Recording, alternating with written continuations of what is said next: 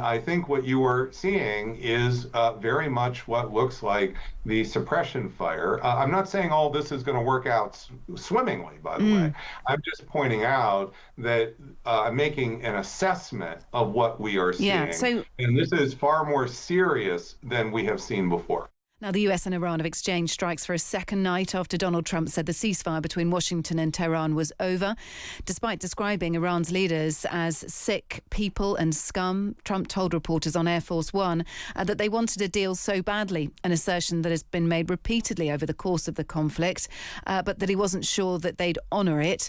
Iran responded to the strikes with its own attacks on US bases in Kuwait, Bahrain and Jordan, while Kuwait said it had intercepted 3 ballistic and 1 cruise missile. Well, here to tell us what may happen next is Robert Pape, Professor of Political Science at the University of Chicago, who's been modelling a US conflict with Iran for 20 years. Good evening, Professor. Thank you for having me. Lovely to speak to you again. Look, we have seen hostilities reignite again. Did you see this happening in your modelling? And where does it take us to? Are we back to sort of square one in terms of the continual lust for some sort of advancement on a ceasefire deal? Well, yes. So the modeling does look this way. On the Escalation Trap Substack, I posted 3 days before February 28, when the war started, the 3 stages of the escalation trap the United States was going to find itself in. And stage 1 of the escalation trap happened where bombs hit targets, bombs killed leaders. And that led to not the collapse of the regime, but stage 2 of the escalation trap, where America's position got weaker because Iran took Hormuz. So those were the predictions before the war started, and that has then occurred. And then the modeling suggested you would end up in stage 3, which was a dilemma. The dilemma was either the United States pulls back, stops, and basically withdraws and capitulates to Iran's greater power, in which case Iran would become the rising regional power in the Gulf, and this would be a pretty dramatic political loss for President Trump, or we go forward and escalate more to wrest the control of Hormuz away. And that is what we have been dealing with for months now. I know people think that escalation should be linear. That's not the way wars really occur. And what we are seeing is now right at the cusp of starting this stage 3 and the bombing. It's not just we're seeing more bombing. It's not just several days of bombing, but I'm glad to explain why the details of the bombing are different than what we've seen before. Okay, how are they? They're detailed bombing to suppress the defenses that Iran would have on the coast if there's an effort by the Marines or the 82nd Airborne to take patches of ground on the coast.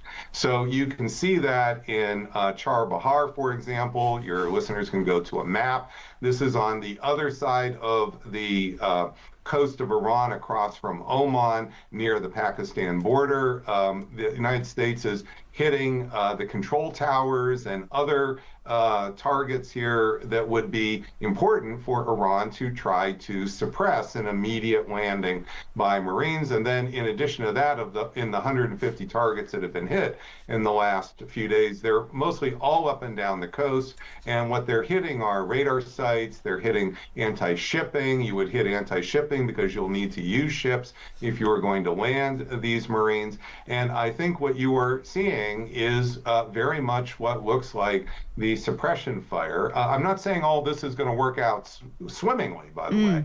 I'm just pointing out that I'm making an assessment of what we are seeing. Yeah, and this is far more serious than we have seen before. Okay, so effectively, Iran fears that the US will block Iranian ports from the ground, so not just from the sea, but from the ground. That's at the tactical level, but just to raise this up a little bit for our listeners here, what's at issue in ending a war is the combatants have to agree on the new balance of power. You see, what's happened so far is not that you've just had a war and there's cost. What's happened is the balance of power has changed in the Persian Gulf. Before the war, the United States was the ascendant power, Israel the rising power.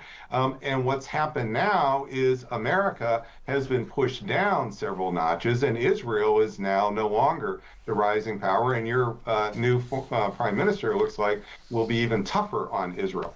So, and it's Iran who's the rising power. Well, Iran wants to keep rising. America doesn't want that, and Israel certainly doesn't want that. And that's why you're seeing the MOU completely fall apart. It was never really about just cutting a deal. They had to agree on the new balance of power. The three sides don't agree on it. That's why the MOU was starting to come apart almost from the moment Trump signed it. And now you're at the stage three, which is about, again, changing the balance of power. It's not just simply the tactics, although the tactics do fit this picture fairly tightly. So it's the US trying to assert themselves, and it's Iran acting accordingly. I mean, let's just take this picture with what's happening in actually happening in the Strait of Hormuz in terms of activity of vessels in there. What is going on in that strait? Of course, Trump yesterday threatening to blockade Iranian ports, and that of course fits in with what we've been saying about the US potentially preparing, or Iran preparing for the US to enter in on the ground, which would be hugely significant in those port areas. But what's actually happening in the Strait of Hormuz?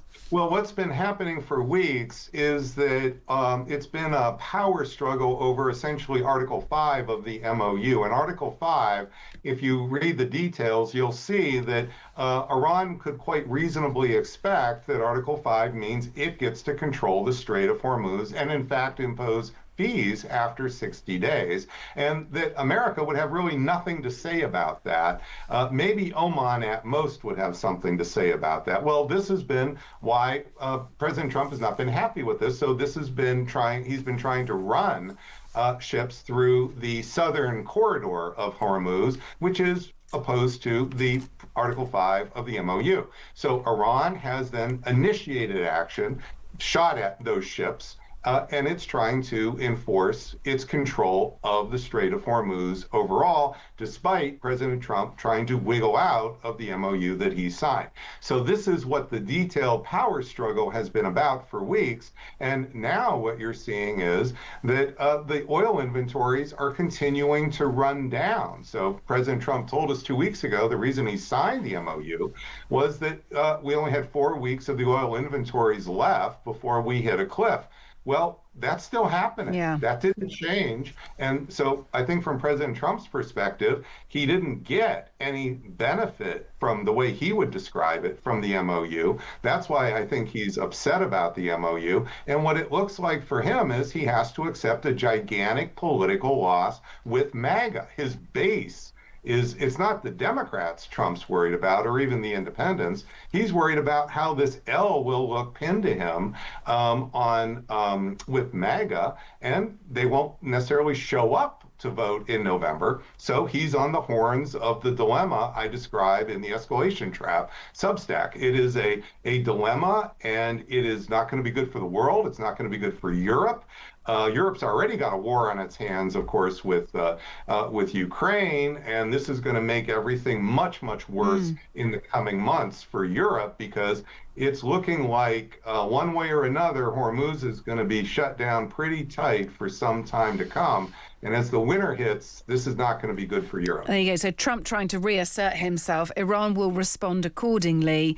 But what catches my ear is this potential for ground invasions, yes. That's exactly right. Which actually would be a huge escalation in this conflict. That's right. So once you would start this, there's no reason to think that it's going to end with just 5,000 Marines. And even if there's a fair number of casualties. There was a phrase in Vietnam that was common, in for a dime, in for a dollar. Once you start the ground deployments, even though there's casualties, this tends to be a self-reinforcing momentum, because then there's the pressure not to pull out, because otherwise you're saying those people died for nothing. So this step that has been a true dilemma here, and the escalation trap, is about to possibly get tighter. Now, it hasn't happened yet. We need to underscore that. President Trump could always pull back and decide to change his mind. But what you're seeing is, with the pattern of the bombing, this doesn't look like what he was doing before. He's not just hitting missile sites throughout the country, attacking in a broad way. He's hitting They're specific. really focused on those coastal targets. Yeah, fascinating as ever. It's great to speak to you, Professor Robert Pape, Professor of Political Science at the University of Chicago, and of course the writer of the Escalation Trap Substack. He's been modelling this for decades, and it is utterly fascinating. Let's see where we go with it next. Robert, thank you for being with us.